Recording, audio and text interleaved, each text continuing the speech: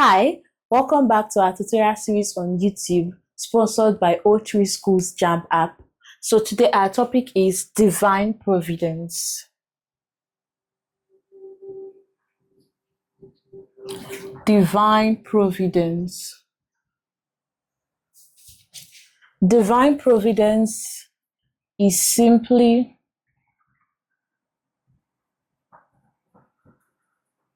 it means God's care.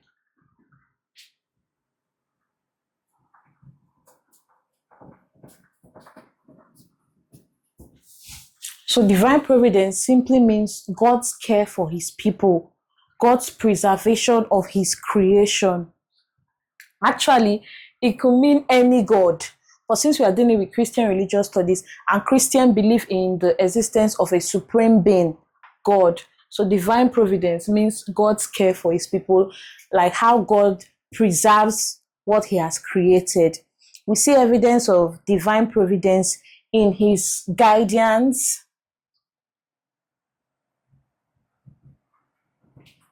and protection, even provision. All of this points to the fact that God cares for his people in the way he guides and protects them, the way he provides for them. All of it are under divine providence, showing us that it is God that preserves his people. Now, there are examples in the Bible that buttress or show God's guidance and protection, as well as his provision for his people. In this class, we'll look at guidance and protection. God's guidance and protection under divine providence. And the first example we'll look at is Abraham's servant.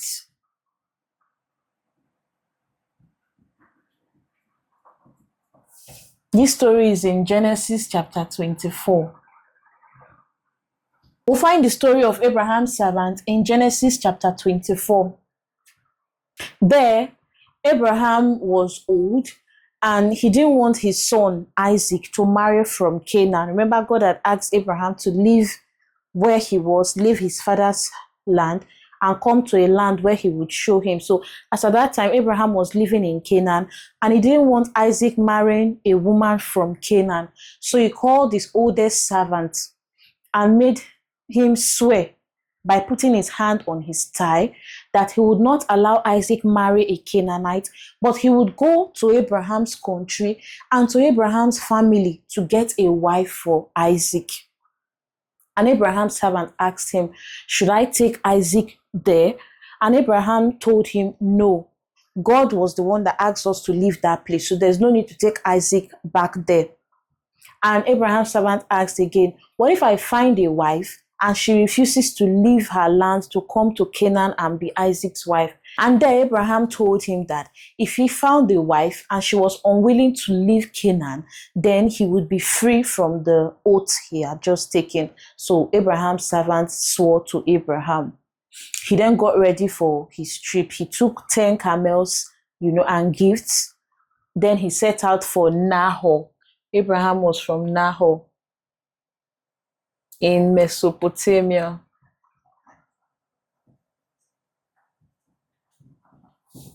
When Abraham's servant got there, he stayed by a well in the evening, as at that time women would come to draw water. So he prayed for God's guidance.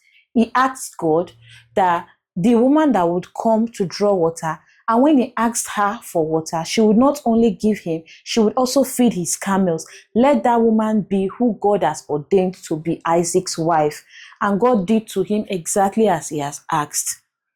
Shortly after, Rebekah came to draw water, and when he asked her for water, she not only gave him, she also went back, drew water, and gave to all his camels to drink. So Abraham's servant was glad. And when he interrogated her, he found out that Rebekah was the daughter of Bethuel. She was the daughter of Bethuel.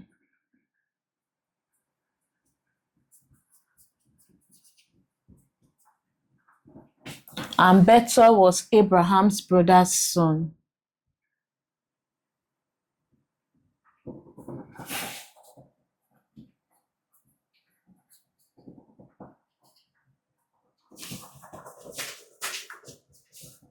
So God guided Abraham's servant to Abraham's country, to his family, and there was able to find a wife for Isaac.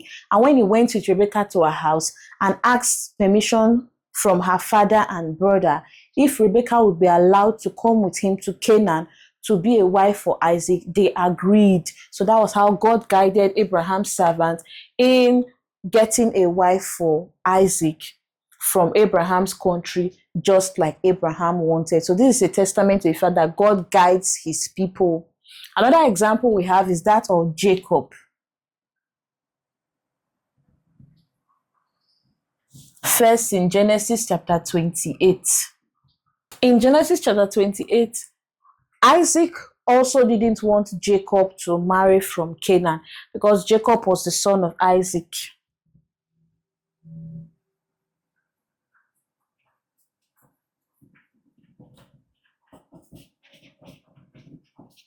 Jacob was the son of Isaac. Isaac had twins, Esau and Jacob. So Jacob was the son of Isaac.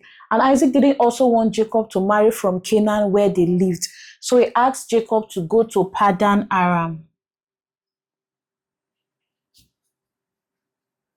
to where his mother's family, that's Rebekah's family, lived, and marry a wife from there. He prayed on Jacob and blessed him and set him on his way. Now on the way, Jacob fell asleep and he had a dream. In the dream, there was a ladder all the way to heaven, and angels were ascending and descending. At the top, God stood and told him that he would bless him, he would be with him, he would guide him in all he does, and wherever he goes, he would keep him and return him back to his father's land. So God promised to guide Jacob. Also, in Genesis chapter 46, Joseph found favor in the eyes of Pharaoh, and Pharaoh made him his second in command over all of Egypt. Now, Joseph sent for his father. He sent his brothers to get his father to come and live in Egypt. Jacob was unsure, so he offered sacrifices to God, and God told him not to be afraid, that he would be with him. He would go with him to Egypt, and there he would make him a great nation. So this also proof that God guides his people. Also, we look at the children of Israel.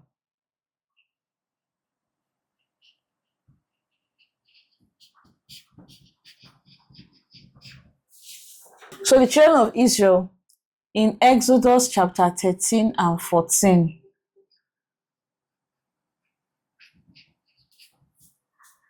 After Pharaoh let the children of Israel go, God led them out of Egypt. And he led them, God didn't lead them through the land of the Philistines, even though that would have been closer. Because according to the Bible, the Israelites could easily go back to Egypt if there was war or any sign of trouble. So God led them through the wilderness. God led the Israelites through the wilderness.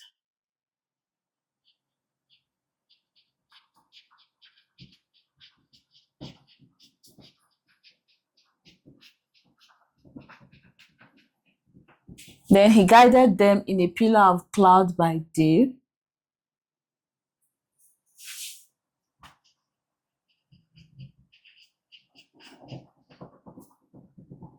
in a pillar of cloud by day,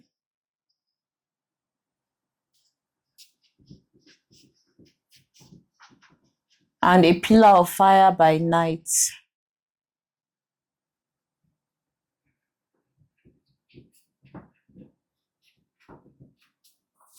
So after Pharaoh let the Israelites go, God guided them out of Egypt, and he guided them through the wilderness in a pillar of cloud by day and a pillar of fire by night. But after Pharaoh had let the Israelites go, God hardened his heart, and he gathered his men to chase the Israelites and bring them back to Egypt. Now, while the Egyptians went after the Israelites, they caught up to them close to the Red Sea. And the Israelites were afraid. They cried to Moses, saying it would have been better for them to have died in Egypt than for Moses to have brought them out to die in the wilderness and all of that. So Moses told them not to be afraid. According to the Bible, Moses said the Egyptians they saw today, they will see them no more. And that the Lord will fight for them. All they had to do was to wait and see how the Lord will protect them from the Egyptians. So God asked Moses to stretch his rod. And when he did, the Red Sea parted, allowing the Israelites to walk on dry land.